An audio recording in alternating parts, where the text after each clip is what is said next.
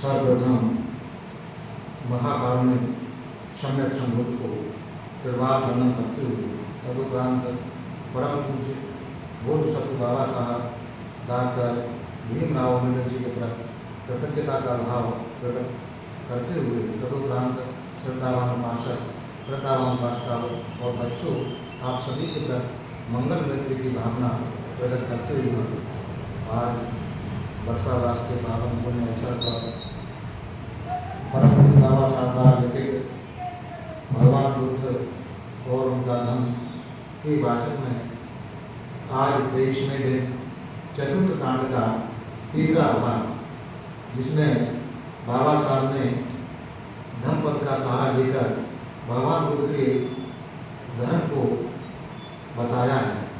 यहाँ बाबा साहब लिखते हैं 6वें में, अपना आप और आप विजय। यदि अपना आप में है तो आदमी को आत्मविश्वासी आत्मविजयी होना चाहिए। यही बौद्ध जीवन मार्ग है। आदमी का अपना आप ही उसका मालिक है, दूसरा कौन मालिक उसका हो सकता है। यदि आदमी अपने आप को संयत रखता है तो दुर्लभ स्वामित्व को प्राप्त कर सकता है।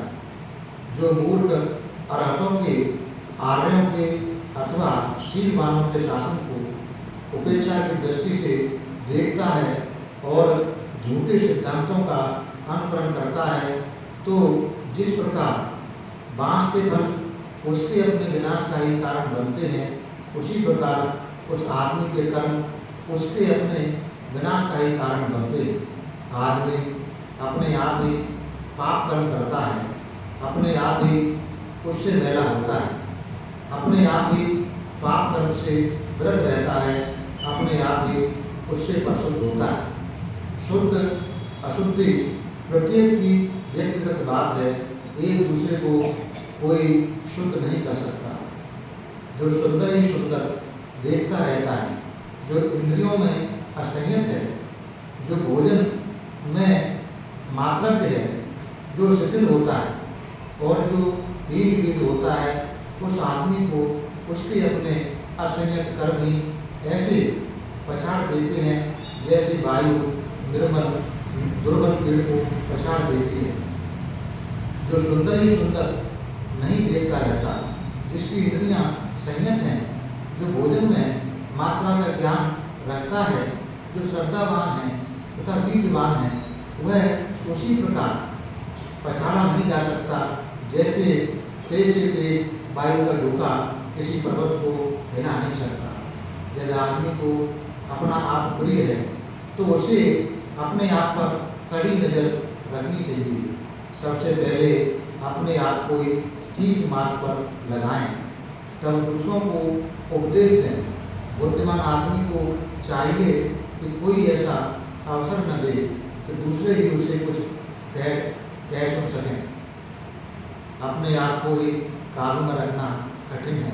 यदि आदमी जैसा उपदेश दूसरों को देता है, स्वयं उसके अनुसार चले तो वह दूसरों को काबू में रख सकता है। अपना आप ही काबू में रखना कठिन है। आदमी स्वयं पाप करता है और स्वयं भोगता है। स्वयं ही वह पाप से व्रत रहता है और स्वयं ही प्रशुद्ध होता है। शुद्धि और अशुद्धि दोनों ही व्यक्ति की व्यक्तिगत हैं, कोई एक दूसरे को प्रशुद्ध नहीं कर सकता। एक आदमी युद्ध में हजारों लाखों को जीत ले, एक आदमी अपने आप को जीत ले। सही मायने में जिसने अपने आप को जीता है वही सच्चा संग्राम विजयी है। यदि आदमी जैसा उपदेश दूसरों को देता है, स्वयं उसके अनुसार चले तो वह दूसरों को काबू में रख सकता है।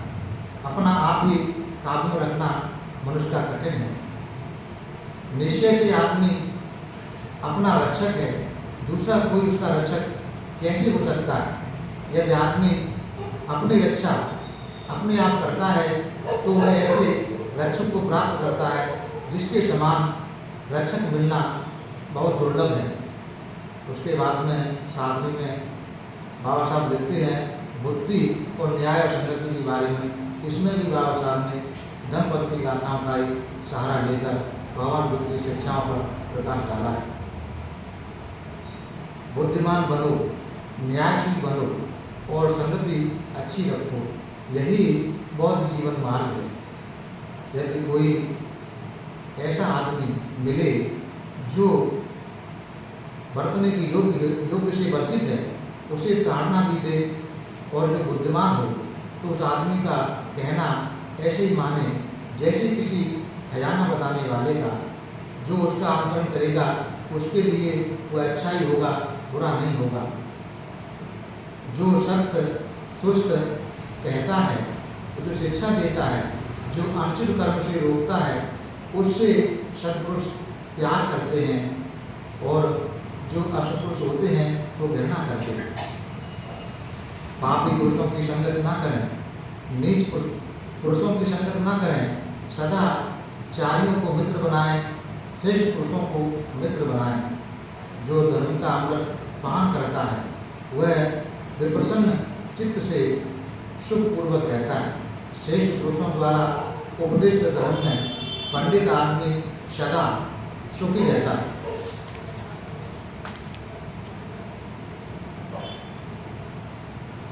पानी से जाने वाले जहाँ चाहते हैं, पानी ले जाने वाले जहाँ चाहते हैं वहाँ पानी को ले जाते हैं, और जो बांध बनाने वाले हैं वे बांध को सीधा करते हैं।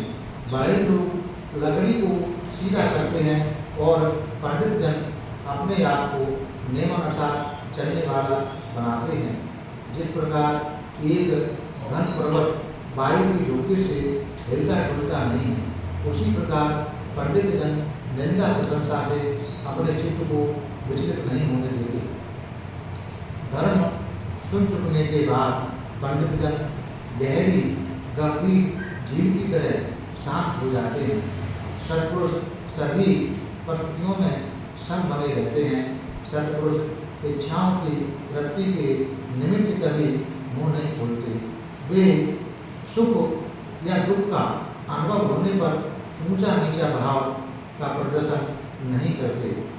जब तक पाप कर्म पकता नहीं है तब तक मूर्ख आदमी इसे मधु की तरह मधुर समझता है, लेकिन जब पाप कर्म पकता है तब मूर्ख आदमी दुखी होता है। जब मूर्ख आदमी पाप कर्म करता है तो वह नहीं जानता कि मैं पाप कर्म कर रहा हूँ, लेकिन वह आग से जले की तरह अपने पाप कर्मों से जलता रहता है। जागने वाले की रात लंबी होती है, शांत आदमी का योजन लंबा होता है। धर्म न जानने वाले मूर्ख आदमी का जीवन लंबा होता है। यदि आदमी को अपने से श्रेष्ठ या अपने समान साथी न मिले तो उसे अकेले ही अपने जीवन पथ पर आगे बढ़ना चाहिए। मूर्ख आदमियों की संगति अच्छी नहीं होती। यह मेरे पुत्र हैं, यह मेरा धन है, यही सोचकर मूर्ख आदमी दुखी होता रहता है। अपना आप ही जब अपना नहीं है तो कहाँ पुत्र और कहाँ मेरा धन है। जो मूर्ख आदमी अपने को मूर्ख समझता है उतने अंश में वह भी पंडित है। असली मूर्ख वह है जो मूर्ख होकर भी अपने आप को पंडित समझता है। यदि मूर्ख आदमी जन्म भर भी किसी पंडित की संगत करे तो भी वह सज्जन को नहीं जान सकता, जैसे कड़छी दाल के रस को नहीं जान पाती। लेकिन कोई मेधावी यदि क्षण भर भी किसी पंडित की संगति में करे तो वह सज्जन को जान लेता है, जैसे जिभ्या दाल के रस को जान लेती है। दुर्मेधा मूर्ख स्वयं अपना शत्रु आप होता है, क्योंकि वह ऐसे पाप कर्म करता है जिसका फल कड़वा होता है। उस पाप का करना अच्छा नहीं होता जिसके लिए आदमी को पछताना पड़े, जिसका फल रोते हुए भोगना पड़े। उस कार्य का करना अच्छा है जिसके कर चुकने के बाद पछताना न पड़े और जिसका फल आदमी प्रसन्न मन से प्रीत सुख होकर रोक सके। जब तक पाप कर्म पकता नहीं है तब तक मूर्ख आदमी उसे मधु की तरह मधुर समझता है, लेकिन जब पाप कर्म पकता है तब मूर्ख आदमी उसे भोगकर दुखी होता है। छिपा हुआ पाप कर्म प्रकट होकर जब मूर्ख के लिए दुख का कारण बनता है तो वह उसके शुभ अंश का नाश कर देता है, बल्कि उसके सिर के टुकड़े टुकड़े कर देता है। झूठे यश की कामना, भिक्षुओं और विहार में अपनी प्रधानता की इच्छा, दूसरों से सत्कृत पूजित होने की भावना एक मूर्ख के लिए छोड़ दो। आदमी के बाल पक जाने से ही वह वृद्ध नहीं होता, उसके बाल भले ही सफ़ेद हो गए हों, वह व्यर्थ बूढ़ा हुआ कहलाता है। जिसमें सत्य है, शील है, करुणा है, संयम है, शुद्धि है तथा बुद्धि है, वही वास्तविक में बुद्ध है। अधिक बोलने से या सुवर्ण होने से कोई विषालु, कंजूस, बेईमान आदमी आदरणीय नहीं बनता है। जिसके ये सब गुण जड़ मूल से जाते रहे हैं, जो घृणा से मुक्त है तथा जो बुद्धिमान है, वही आदरणीय कहलाता है। एक आदमी यदि जोर जबरदस्ती किसी से कोई काम करा लेता है तो उससे वह न्यायी नहीं माना जाता। ऐसा नहीं, जो धर्म और अधर्म का पहचान रखता है, जो बुद्धिमान है और जो जोर जबरदस्ती से नहीं बल्कि धर्मानुसार दूसरों का मार्ग प्रदर्शन करता है, ऐसे विद्वान धर्मरक्षक को ही न्यायी कह सकते हैं। बहुत बोलने से कोई आदमी पंडित नहीं होता। जो क्षमाशील होता है, जो घृणा और भय से मुक्त होता है, वही पंडित कहलाता है। बहुत बोलने से कोई आदमी धर्मधर नहीं होता, बल्कि जो चाहे थोड़ा धर्म सुने, किंतु जो उसे कार्य रूप से परिणित करता है, जो धर्म के विषय में कभी प्रमाद नहीं करता, वही धर्मधर कहलाता है। यदि आदमी को कोई बुद्धिमान साथी मिले, धैर्यवान, तो वह सब खतरों से बचकर सुखपूर्वक किंतु विवेक युक्त उसके साथ रह सकता है। लेकिन यदि आदमी को कोई बुद्धिमान साथी न मिले तो धैर्यवान हो, तो उसे चाहिए तो राजा की तरह, जिसने अपने जीते हुए देश को पीछे छोड़ दिया, या जंगल में हाथी की तरह अकेला रहे। अकेला रहना अच्छा है। मूर्ख आदमी की संगति अच्छी नहीं है। आदमी अकेला रहे, कोई पाप कर्म न करे, थोड़ी सी इच्छाएं रखे, जैसे जंगल में हाथी लगता है। समय पड़ने पर मित्रों का होना सुखकर होता है। भोग की सामग्री सुखकर होती है, शुभ कर्म का करना सुखकर होता है। अंत समय में आ पड़ने पर पुण्यों का किया हुआ रहना सुखकर होता है। सारे दुख का नाश सुखकर होता है। माँ तत्व सुखकर है, माता का सुख सुखकर है, पितृत्व सुखकर है, पिता का सुख सुखकर है तथा समर्थ भाव सुखकर है। बुद्ध होने तक शील पालन सुखकर है, दृढ़ता पूर्वक प्रतिष्ठित श्रद्धा सुखकर है, प्रज्ञा का लाभ सुखकर है तथा सभी पापों का न करना सुखकर है। मूर्ख की संगति देर तक कष्ट देती है। मूर्ख की संगति शत्रु की संगति के समान सदा दुखद है। बुद्धिमान की संगति सगे संबंधियों की संगति के समान सदा सुखद होती है। इसलिए आदमी को चाहिए कि वह प्रज्ञावान, बुद्धिमान, विद्वान, क्षमाशील, धर्मधर तथा श्रेष्ठ आदमी का ऐसे ही अनुसरण करे जैसे चंद्रमा नक्षत्र पथ का करता है। प्रमाद में न पड़े और काम रोगों के पीछे न पड़े। अप्रमादी विपुल सुख को प्राप्त होता है जब बुद्धिमान आदमी प्रमाद को अप्रमाद से दबा देता है तो प्रज्ञा के महल पर चढ़कर स्वयं शोक रहित होता है तथा वह धैर्यवान शोकग्रस्त मूर्ख जनता को ऐसे देखता है जैसे पर्वत पर चढ़ा हुआ कोई धैर्यवान नीचे जमीन पर खड़ी हुई जनता को देखता हो। प्रमादियों में अप्रमादी, सोने वालों में जागरूक, बुद्धिमान आदमी दूसरों को पीछे छोड़कर स्वयं इस प्रकार आगे बढ़ जाता है जैसे किसी दुर्बल घोड़े को पीछे छोड़कर शीघ्र दौड़ने वाला घोड़ा आगे बढ़ जाता है। 8वें में बाबा साहब चित्त की जागरूकता और एकता के बारे में धम्मपद का सहारा लेकर भगवान बुद्ध की वाणी को देखते हैं। प्रत्येक कार्य करते समय जागरूक रहो, प्रत्येक काम में सोच विचार से करो, सोच विचार से काम करो, हर विषय में अप्रमादी और उत्साही रहो। यही बौद्ध जीवन मार्ग है। जो कुछ हम हैं, यह सब कुछ हमारे विचारों का ही परिणाम है। यह हमारे विचारों पर ही आधारित है, यह हमारे विचारों से ही निमित्त है। यदि आदमी बुरे विचारों से कुछ भी बोलता या करता है तो वह दुख भोगता है। यदि आदमी पवित्र विचारों से कुछ भी बोलता या करता है तो उसे सुख मिलता है। इसलिए पवित्र विचार महत्वपूर्ण है। विचारहीन मत बनो, विचारवान बनो। दलदल में फंसे हुए हाथी की तरह अपने आप को पाप में से उबारो।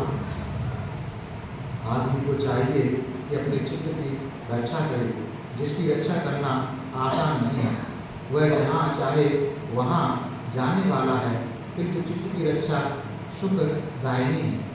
जिस प्रकार ठीक से न छाई गई छत में पानी घुस जाता है, उसी प्रकार यदि चित्त साधना विहीन है तो उसमें राग प्रवेश कर जाता है।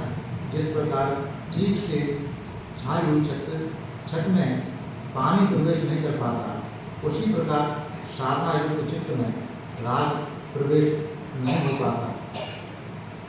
पहले तो यह चित्त जहाँ चाहे वहाँ जाता है, लेकिन जब ये इस चित्त को जैसे ही काबू में रखूँगा, जैसे अंकुश धारी हाथीवान मस्त हाथी को काबू में रखता है, ऐसे ही चित्त को काबू में रखें। जहाँ चाहे वहाँ जाने वाले चित्त को साधना अच्छा है। इसे काबू में रखना कठिन है, किंतु साधना युक्त चित्त से सुखकर वह होता है। जो इस दूरगामी चित्त को संयत रखेंगे वे मार काम राग के बंधनों से मुक्त रहेंगे। यदि आदमी का चित्त अस्थिर है, यदि वह धर्म का जानकार नहीं है, यदि उसका चित्त शांत नहीं है, तो उसकी प्रज्ञा कभी पूर्णता को प्राप्त नहीं होती। एक द्वेषी की जितनी हानि द्वेषी कर सकता है, एक शत्रु अपने शत्रु को जितना नुकसान पहुंचा सकता है, गलत रास्ते पर गया हुआ चित्त आदमी को उससे कहीं अधिक हानि पहुंचा सकता है। यदि इसी प्रकार ठीक रास्ते पर गया हुआ चित्त आदमी को जितनी भलाई कर सकता है, उतनी भलाई न माता पिता कर सकते हैं, न अन्य रिश्तेदारी कर सकते हैं। जब अप्रमादी प्रमाद 9 में बाबा साहब अप्रमाद और वीर के बारे में लिखते हैं। भगवान बुद्ध के नंबर का आधार लेकर भगवान बुद्ध की शिक्षाओं को अपने शब्दों में अप्रमाद और वीर के बारे में लिखते हैं। जब अप्रमादी प्रमाद को जीत लेता है तो शोक मुक्त हुआ वह स्वयं शोकग्रस्त मानव जाति को प्रज्ञा रूपी महल पर चढ़ा हुआ ऐसे देखता है जैसे कोई पर्वत शिखर पर चढ़ा हुआ बुद्धिमान आदमी नीचे तलहटी में खड़े हुए मूर्खों को देखता है।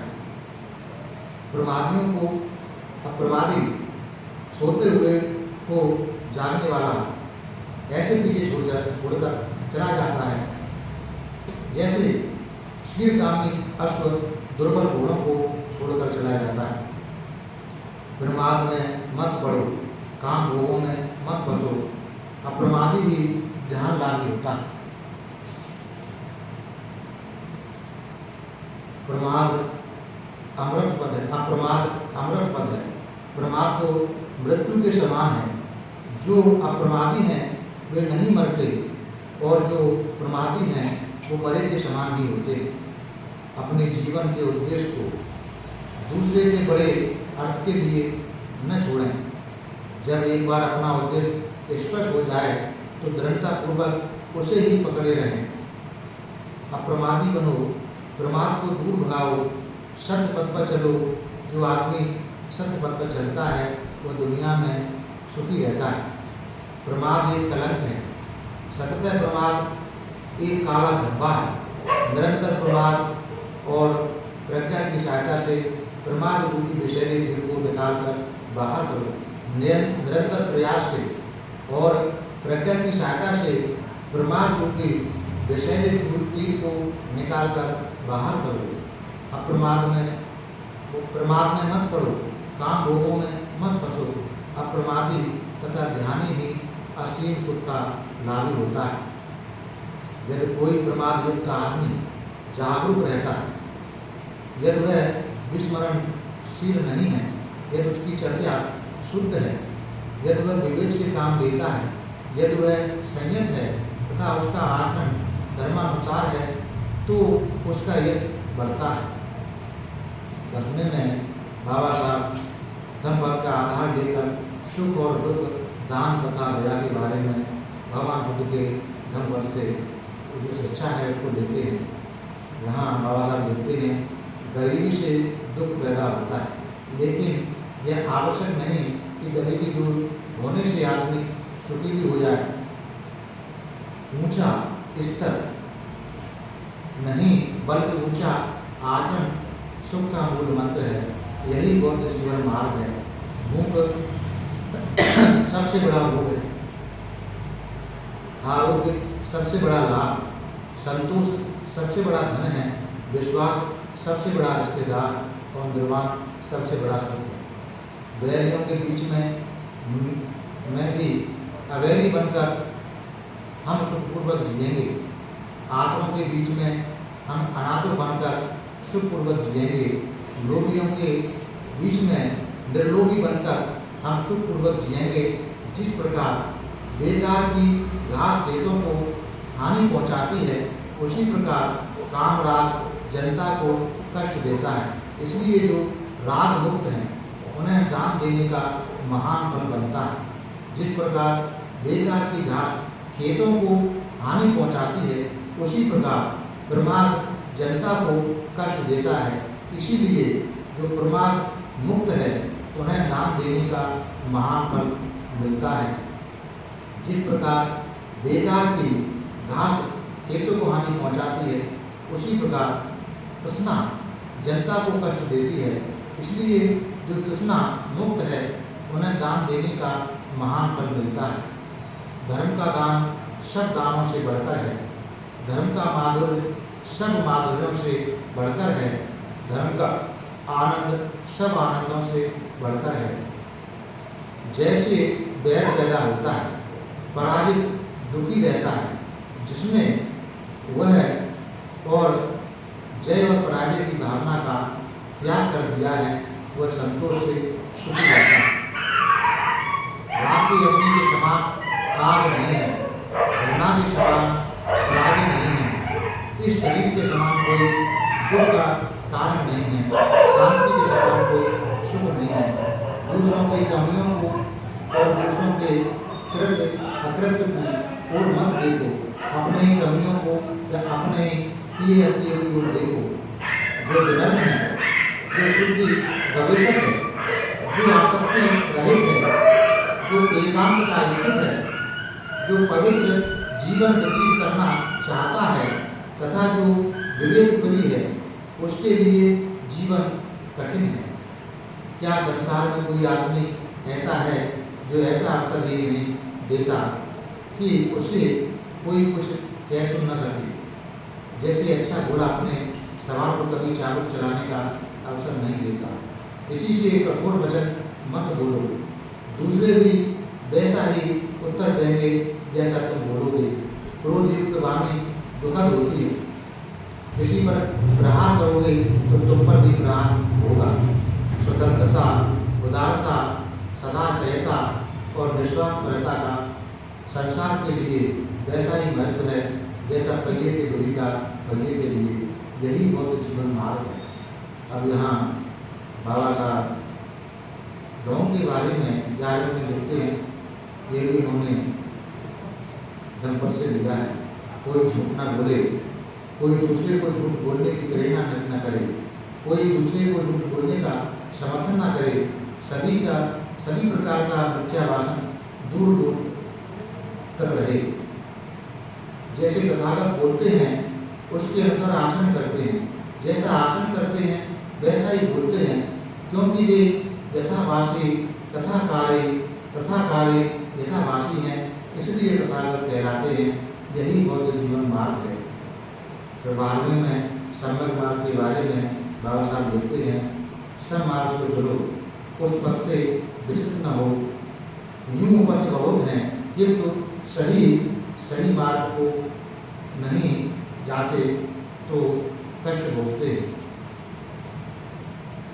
सन्मार्ग थोड़े से ही लोगों को सुखी बनाने के लिए नहीं है, बल्कि सभी को सुखी बनाने के लिए है। यह आदि में कल्याणकारी होना चाहिए, मध्य में कल्याणकारी होना चाहिए और अंत में कल्याणकारी होना चाहिए। सन्मार्ग पर चलने का मतलब है बौद्ध जीवन मार्ग पर चलना। सर्वश्रेष्ठ मार्ग आर्य अष्टांगिक मार्ग है। सर्वश्रेष्ठ सत्य 4 आर्य सत्य है। सर्वश्रेष्ठ धर्म विराग है और सर्वश्रेष्ठ पुरुष वह है जो चक्षुमान है, बुद्ध है। यही एक मार्ग है प्रज्ञा की विशुद्धि का, दूसरा मार्ग ही नहीं है। इसलिए इसी पथ पर चलो। यदि तुम इस मार्ग पर चलोगे तो तुम दुख का अंत कर सकोगे। मैंने दुख रूपी शल्य की सम्यक जानकारी प्राप्त करने के बाद इस मार्ग का उपदेश दिया है। प्रयास तो स्वयं तुम्हें करना होगा। तथागत तो केवल मार्ग बताने वाले हैं। सभी संस्कार अनित्य हैं। जब प्रज्ञा की आंख से कोई इसे देख लेता है तो दुख का अंत कर सकता है। सभी धर्म अनात्म हैं। जब कोई प्रज्ञा से इसे देखता है तो उसे दुख मुक्ति प्राप्त होती है। जो उत्साहपूर्वक कार्य करने के समय उत्साहपूर्वक कार्य नहीं करता, जो तरुण और सशक्त होने पर भी अत्यंत आलसी रहता है, जिसकी संकल्प शक्ति दृढ़ नहीं है, ऐसा सुस्त आदमी कभी प्रज्ञावान नहीं हो सकता। वाणी पर ध्यान दे, विचारों को संयत करे तथा शरीर से कोई बुरा कर्म न करे। आदमी केवल 3 कर्मपथों को निर्भर रखे तो वह बुद्ध द्वारा उपदेशित धर्म को प्राप्त कर लेता है। वास्तविक ज्ञान लाभ है, ज्ञान का अभाव हानि है। इन दोनों बातों को जानकर आदमी को चाहिए कि ऐसा व्यवहार करे जो ज्ञान में वृद्धि हो। अपने आप से शरतकालीन कुमत की तरह इसलिए सूत्र को काट डालो, शांति पथ पर आरूढ़ हो। सुगत भगवान बुद्ध ने निर्वाण की देशना की। असद्धर्म का सेवन न करें, अविचारवान बनकर न रहें, मिथ्या मत में वृद्धि करने वाले न बने, उठकर खड़े हो जाओ, प्रमाद न करो, सद्धर्म का पालन करो। शीलवान संसार में सुखी रहता है। जो पहले भले प्रमादी रहा हो, किंतु बाद में जो प्रमाद को छोड़ देता है, वह बादलों से मुक्त चंद्रमा की तरह संसार को प्रकाशित करता है। जिसके अच्छे कर्म उसके बुरे कर्मों को ढक लेते, वह आदमी से मुक्त चंद्रमा की तरह से लोग को प्रकाशित करता है। जो आदमी धर्म का अतिक्रमण करता है और जो मिर्सावादी है, वह कोई भी बात कर सकता है। जो सदा जागरूक है, जो दिन रात अपने आप को अधिक अधिक शिक्षित करते रहते हैं और जो निर्वाण विमुख होकर उनके आशय नष्ट हो जाते हैं, अष्ट हो जाते हैं। यह पुरानी बात है। जो चुप रहता है उसकी भी निंदा होती है, जो अधिक बोलता है उसकी भी निंदा होती है, उसकी भी निंदा होती है। जो कम बोलता है उसकी भी निंदा होती है। इस पृथ्वी पर ऐसा कोई नहीं है जिसकी कोई न कोई निंदा न करता हो। न कोई ऐसा आदमी हुआ है, न होगा और न है जिसकी निरंतर निंदा ही निंदा होती हो अथवा निरंतर प्रशंसा ही प्रशंसा होती हो। वाणी से क्रोध के प्रति सावधान रहो, अपनी जिह्वा पर संयम रखो, मन के कोप के प्रति सावधान रहो, अपने मन पर संयम रखो। अप्रमाद निर्वाण का पथ है, प्रमाद मृत्यु का पथ है। जो अप्रमादी हैं वे मरते नहीं हैं, जो प्रमादी हैं वो मरे हुए होते। अगले 13वें में बाबा साहब सद्धर्म के साथ मिथ्या धर्म को मत मिलाओ। यह बाबा साहब लिखते हैं, जो झूठ को सच और सच को झूठ समझ बैठते हैं, ऐसे मिथ्या दृष्टि संपन्न लोगों को कभी सत्य की प्राप्ति नहीं होती। ये सभी उन्होंने धम्मपद से लिए। जो सच को झूठ और झूठ को सच समझ लेते हैं, ऐसे मिथ्या दृष्टि संपन्न लोगों को कभी सत्य की प्राप्ति नहीं होती। जो सत्य को सत्य और झूठ को झूठ समझ लेते हैं, ऐसे संगत दृष्टि संपन्न लोगों को सत्य की प्राप्ति हो जाती है। जैसे शीख से न छाई गई छत में पानी प्रवेश कर जाता है, उसी प्रकार साधना एक चित्त में राग प्रवेश कर जाता है। जैसे ठीक से छाई गई छत में पानी प्रवेश नहीं करता, उसी प्रकार साधना एक चित्त में राग प्रवेश नहीं करता। उठे, प्रमाद न करें, सन्मार्ग पर लगें। सन्मार्ग पर चलने वाला इस लोक में तथा सभी लोगों में सुखी रहता है। सन्मार्गगामी बने, कुमारगामी न बने। सन्मार्ग पर चलने वाला इस लोक में और सभी लोगों में सुखी रहता है। यह इस प्रकार बाबा साहब ने 13 भागों में भगवान बुद्ध के धम्मपद की गाथाओं का हिंदी में अपनी भाषा पर अनुवाद किया और धर्म के सारे पहलुओं पर प्रकाश डाला। कहाँ से ये गाथाएँ ली हैं बाबा साहब ने इसमें इसके बारे में पूरा संक्षिप्त में लिखा है, लेकिन उनको हम समय के अभाव में नहीं बोलेंगे। अब ये चौथे कांड का चौथा भाग है, बुद्ध वचन। गृहस्थों के लिए प्रवचन।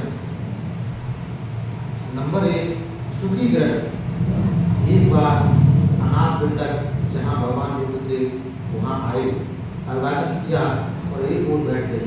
अनाथ पिंडक जानना चाहते थे कि गृहस्थ कैसे सुखी रह सकते हैं। उसके अनुसार अनाथ पिंडक ने भगवान बुद्ध से प्रार्थना की कि वे उसे गृहस्थ जीवन के सुख का रहस्य समझाएं। भगवान बुद्ध ने कहा कि गृहस्थ को पहला सुख तो संपत्ति का मालिक होने का होता है। एक गृहस्थ के पास धार्मिक तरीके से, न्याय के तरीके से, बड़े परिश्रम से, अपने बाहुबल से पसीना बहाकर कमाया हुआ धन होता है। इस विचार से कि मेरे पास न्याय का अर्जित हुआ हुआ धन है, उसे देखकर वह प्रसन्न होता है, उसे देखकर उसे प्रसन्नता होती है। दूसरा सुख संपत्ति के भोगने का सुख है। एक गृहस्थ के पास धार्मिक तरीके से, न्याय के तरीके से, बड़े परिश्रम से, अपने बाहुबल से पसीना बहाकर कमाया हुआ धन होता है। वो अपने धन का उपभोग करता है और पुण्य कर्म करता है इस विचार से कि मैं अपने न्यायपूर्ण तरीके से कमाए धन से पुण्य कर्म करता हूँ, उसे देखकर उसे प्रसन्नता होती है। तीसरा सुख ऋणग्रस्त न होने का। एक गृहस्थ के सिर पर किसी का भी कम या ज़्यादा ऋण नहीं होता। इस विचार से कि मेरे सिर पर किसी का भी कम या ज़्यादा ऋण नहीं है, तो उसे प्रसन्नता होती है। चौथा, एक गृहस्थ सुख दोष रहित होने का। जो गृहस्थ है, कोई दोष नहीं है, तो वह सुखी है। एक गृहस्थ के शारीरिक कर्म निर्दोष होते हैं, वाणी के कर्म निर्दोष होते हैं, मन के कर्म निर्दोष होते हैं, तो उसे इन निर्दोषता के बारे में पता होता है, तो वह उनको देखकर प्रसन्न होता है। अनाथ पिंडक निश्चय से ये 4 सुख ऐसे हैं जिन्हें यदि गृहस्थ प्रयास करे तो प्राप्त कर सकता है। ये भगवान बुद्ध ने अनाथ पिंडक को सुखी गृहस्थ के लिए देशना दी थी। दूसरे में पुत्र से अच्छी हो सकती है क्या। जिस समय भगवान बुद्ध श्रावस्ती में ठहरे हुए थे, पौलसन नरेश प्रसिद्ध उनके दर्शन के लिए आए। जिस समय पौलसन नरेश प्रसिद्ध भगवान बुद्ध से बातचीत कर रहे थे। राजमहल से एक दूत आया और उसने आकर राजा को कान में सूचना दी कि मल्लिका को एक पुत्री का जन्म मल्लिका ने एक पुत्री को जन्म दिया है। राजा बड़ा दुखी और खिन्न मन हो गया। भगवान बुद्ध ने राजा से उसकी खिन्नता का कारण पूछा तो राजा बोला, उसे अभी अभी यह अप्रसन्न करने वाला समाचार मिला है कि रानी ने एक पुत्री को जन्म दिया है।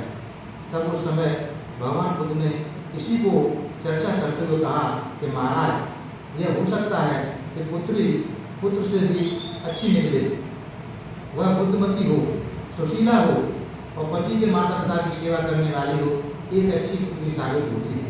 और हो सकता है कि जिस पुत्र को वह जन्म दे वह बड़े काम वाला काम करे, बड़े राज्यों का शासक हो, श्रेष्ठ माता इस प्रकार का पुत्र अपने देश को नेता बनाए।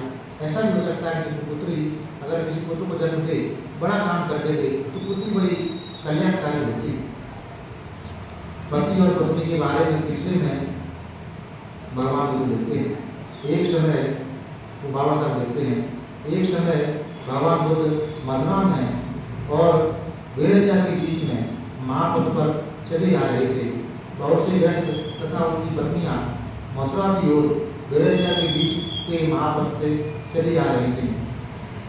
उस समय भगवान बुद्ध सड़क छोड़कर एक वृक्ष के नीचे जा विराजमान हुए। इन गृहस्थों और उनकी पत्नियों ने भी भगवान बुद्ध को एक वृक्ष के नीचे बैठे देखा। यह देखकर वे जहाँ भगवान विराजमान थे वहाँ आए। आकर उन्होंने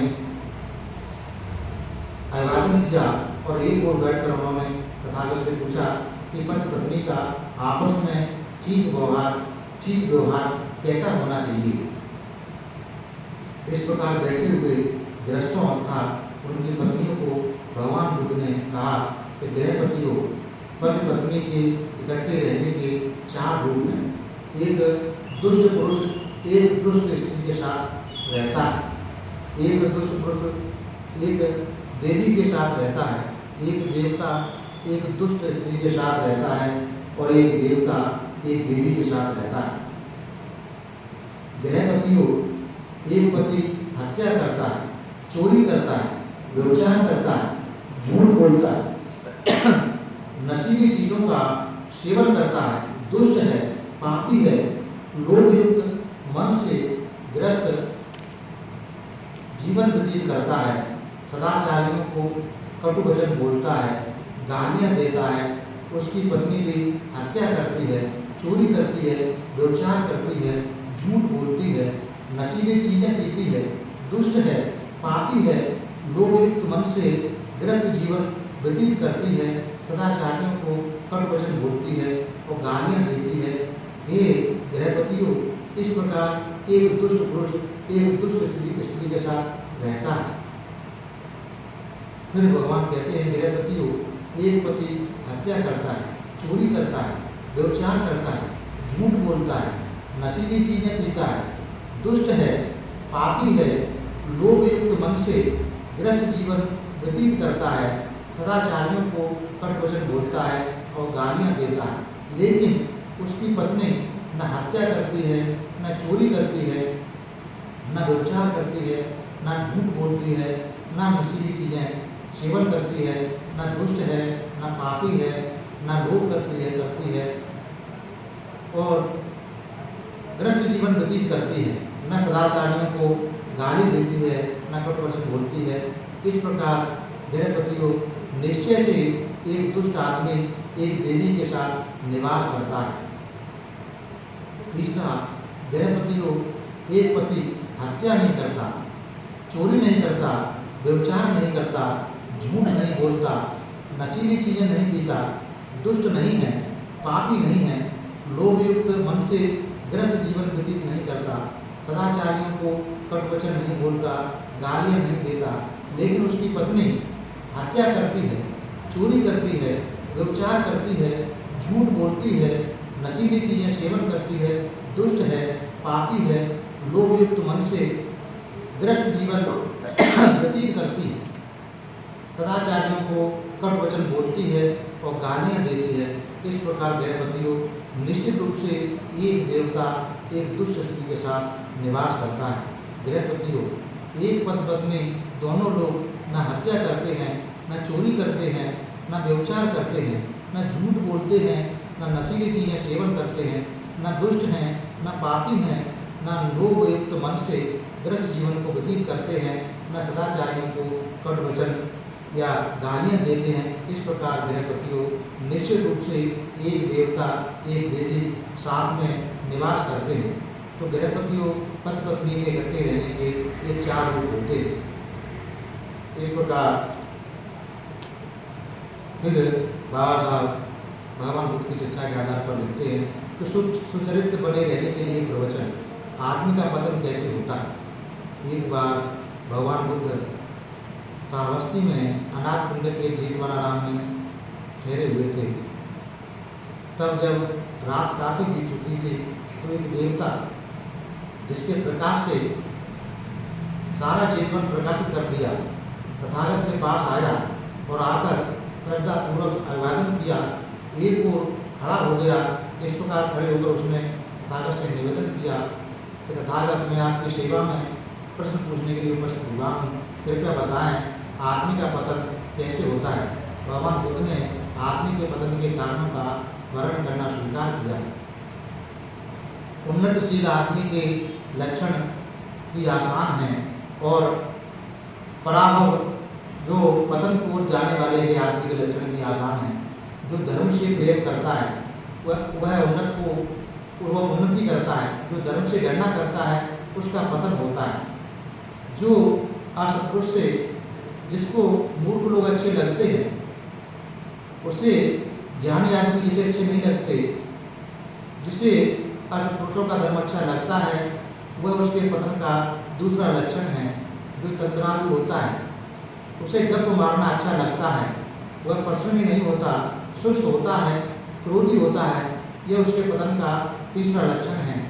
जो पास में पैसा रखकर भी अपने मत यौवन वृद्ध माता पिता का पालन पोषण नहीं करता, यह उसके पतन का चौथा कारण है। जो झूठ बोलकर किसी भले आदमी ब्राह्मण को, किसी श्रवण को या किसी अन्य साधु को ठगता है, यह उसके पतन का 5वां लक्षण है। जो आदमी बहुत संपत्ति रखता है, जिसके पास बहुत धन धान्य है, लेकिन जो उसे अकेला ही भोगता है, यह उसके पतन का 6वां लक्षण है। जिस आदमी को अपने जन्म का, धन का और जाति का अभिमान है और अपने सगे संबंधियों से भी दूर दूर रहता है, यह उसके पतन का 7वां लक्षण है। जो आदमी व्यभिचारी है, शराबी है, जुआरी है और जो कुछ पास है उसी ऐशो आराम में लुटाता है, यह उसके पतन का 8वां लक्षण है। जो अपनी पत्नी से संतुष्ट नहीं रहता, वैश्याओं तथा अपर स्त्रियों के पास जाता है, यह उसके पतन का 9वां लक्षण है। जो आदमी किसी असंयत फिजूल खर्च आदमी का या स्त्री को अधिकारी बना देता है, यह उसके पतन का 11वां लक्षण है। जो क्षत्रिय अल्प साधन रखते हुए किंतु बड़ी महत्वाकांक्षा होने के कारण राजा बनने की इच्छा रखता है, यह उसके पतन का 12वां लक्षण है। हे देव, पतन के कारणों को जान लो, यदि तू इनसे बचा रहेगा तो सुरक्षित रहेगा। इस प्रकार भगवान बुद्ध ने मनुष्य के पतन के 12 कारणों को बताया। ऐसा बाबा साहब ने भगवान बुद्ध की शिक्षाओं के आधार पर यह कि भगवान बुद्ध के धम्म में जो लिखा है उसके बारे में यह देशना हो रही है। आज आप लोगों ने सुबह पूजा वंदना ग्रहण करके शाम को वो ध्यान करके शील ग्रहण करके चक्रमण ध्यान करके बहुत सारे पुण्य संचय किए। शाम को भी शील ग्रहण किए, पूजा वंदना की, धर्म श्रवण किया। इस प्रकार बहुत सारे पुण्य संचय किए। हमने आज दिन भर के क्रम में जितने भी पुण्य संचय किए हैं उन सभी पुण्यों को हम अनुमोदन करते हैं। जो पुण्य हम दूसरों को अनुमोदन करते हैं तो हमारे पुण्य की और ज़्यादा वृद्धि होती है, पुण्य हमारा बढ़ता है, पुण्य बांटने से बढ़ता है। जैसे विद्या जितनी बांटी जाती है उतनी बढ़ती है, ऐसे ही पुण्य। तो हमने दिन भर में जितने भी पुण्य किए हैं वो सभी पुण्य हम सबसे पहले सभी देवताओं को अनुमोदन करते हैं। इस पुण्य के बल से सभी देवताओं का श्रद्धा, शील, स्रोत, त्याग, प्रज्ञा आगे बढ़ जाए। सभी देवता हम सबको धार्मिक सुरक्षा प्रदान करें। सभी देवताओं को उत्तम चार्याल साक्षात्कार करने का पुण्य मिल जाए। उसके बाद ये सारे पुण्य हम लोग अपने आचार्य, उपाध्याय, वरिष्ठ बनते गणों और सभी बनते गणों को अनुमोदन करते हैं। तो सभी लोग सुखी हों, सभी का कल्याण सदे, उन सभी लोगों को उत्तम चार्याल से साक्षात्कार करने का पुण्य मिल जाए। उसके बाद ये सारे पुण्य हम लोग संसार के सारे प्राणियों को अनुमोदन करते हैं।